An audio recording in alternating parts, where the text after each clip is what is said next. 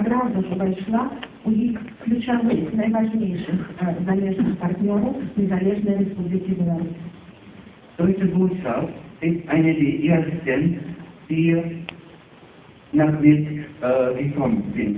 Und das Vereinte Deutschland hat gleich am Anfang eine der wichtigsten, eine Schlüsselrolle in den Beziehungen mit der Republik Belarus eingenommen.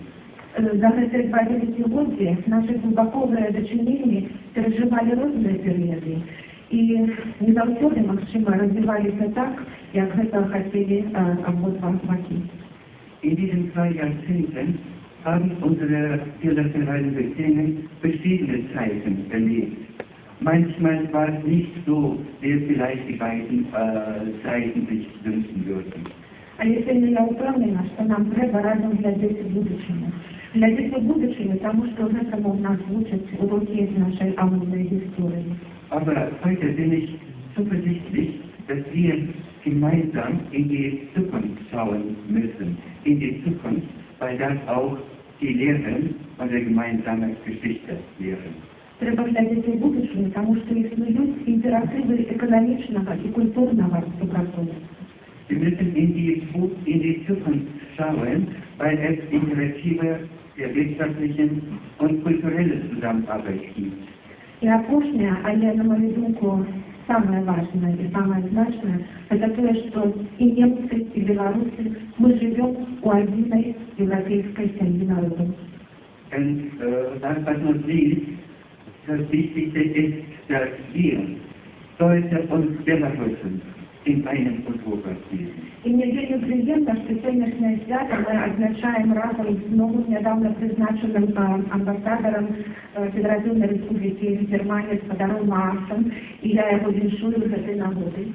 Und ich freue mich sehr, dass wir heute diesen Tag zusammen mit kürzlich ernannten Botschafter der Bundesrepublik Deutschland in der Republik Belarus, Herrn Maas, begehen.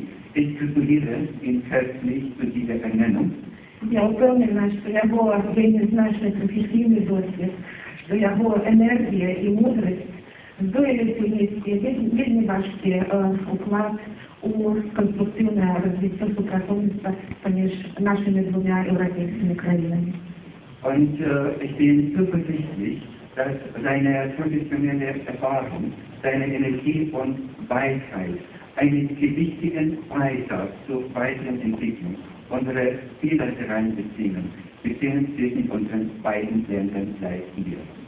На закінчення дозвольте мені позичить Германии розквіту, німецькому народу щастя і добробуту і виказати сподівання, віру, надію на худке обновление взаимного доверия поміж нашими країнами.